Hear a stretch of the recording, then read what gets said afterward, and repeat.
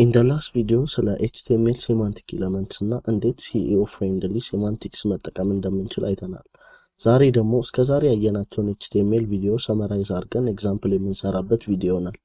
ማይክኒንግ ከፕሮግራሚንግ ሰርኪት ላይክ፣ ኮሜንት፣ ሰብስክራይብ ማድረግ እና የደወል ምልክቱን መጫን ቤተሰብ ይሁን።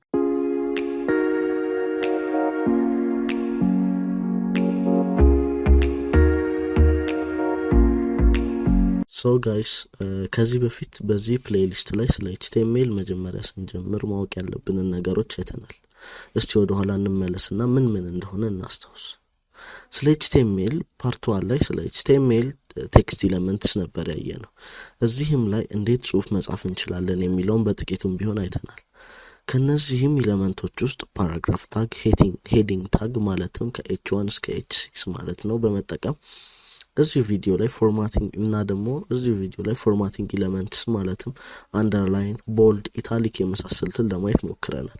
የነዚህን ቪዲዮ ሊንክ ዲስክሪፕሽን ላይ አስቀምጬላችኋለሁ፣ እዛ ላይ ማግኘት ትችላላችሁ። ፓርት 2 ስለ HTML ብሎክ ቨርሰስ ኢንላይን ኤሌመንት ነው ያየነው። ስለነዚህ ምንነት ምን እንደሚያለያያቸው ምን እንደሚያገናኛቸው አይተናል። እስቲ ምን ኤሌመንት አሉ የሚለውን እናስታውስ። በብሎክ ኤሌመንት ስር ዲቭ ታግ፣ ፎርም ታግ፣ ፉተር ሲኖሩ እና ሌሎችም አሉ። በኢንላይን ኤሌመንት ስር ደግሞ እንደ ቦልድ፣ ኢታሊክ፣ አንደርላይን፣ ሃይፐርሊንክ ለመጻፍ የምንጠቀምበት ኤ ታግ፣ ኢሜጅ ኤሌመንት የመሳሰሉትን በዝርዝር አይተናል ማለት ነው እዚህ ቪዲዮ ላይ። በዚህ ፕሌሊስት ፓርት 3 ላይ ስለ HTML አትሪቢዩትስ ነው ያየነው። እዚህም ላይ ስለ አትሪቢዩትስ ምንነት እንዴት መጠቀም እንዳለብን አይተናል። እናም ሶስት አይነት አትሪቢዩትስ እንዳሉ ማለትም ሪኳየርመንት አትሪቢዩት፣ ኦፕሽናል እና ግሎባል አትሪቢዩትስ እንደሚባሉና እንዴት እንደሚሰሩ አይተናል። ፓርት 4 ላይ it's all about hyperlinks እናም የሃይፐርሊንክስ ጥቅም እንዴት ድረገጽ ላይ እንጠቀምባቸዋለን የሚለውን በዝርዝር አይተናል። ፓርት 5 HTML ኢሜጅስ ናቸው። እዚህም ላይ ድረገጽ ላይ እንዴት ምስል ማካተት እንችላለን፣ የምንጠቀመው HTML ኮድስ ምንድነው፣ ሲንታክሱ ምንድነው የሚለውን ነገር በሰፊው ለማየት ሞክረናል። ከዚህ በማስቀጠል ደግሞ ፓርት 6 ላይ ስለ HTML ቪዲዮስ እና ኦዲዮ ለማየት ሞክረናል። እንደ ኢሜጅ ሁላ HTML ላይ ድምጽና ተንቀሳቃሽ ምስልን እንዴት እንደምንጠቀም አይተናል ማለት ነው። ፓርት 7 HTML ሊስትስ ነበር ያየነው። እዚህም ላይ HTML ላይ እንዴት በዝርዝር የምንፈልጋቸውን ዝርዝር ሐሳቦች በቁጥር፣ በቡሌት ወይም በነጥብ፣ በሮማን ነምበር እና በመሳሰሉት እንዴት ማሳየት እንደምንችል አይተናል። እናም የተለያዩ ሊስት አይነቶችን አይተናል ማለት ነው። ፓርት 8 ላይ HTML ቴብልስ እና እንዴት ቴብልን ድረገጽ ላይ ማድረግ እንችላለን የሚለውን አይተናል። እና የመጨረሻ HTML ቤዚክስ ፎር ቢጊነርስ ቪዲዮ ሴማንቲክ ኤሌመንትስ ናቸው።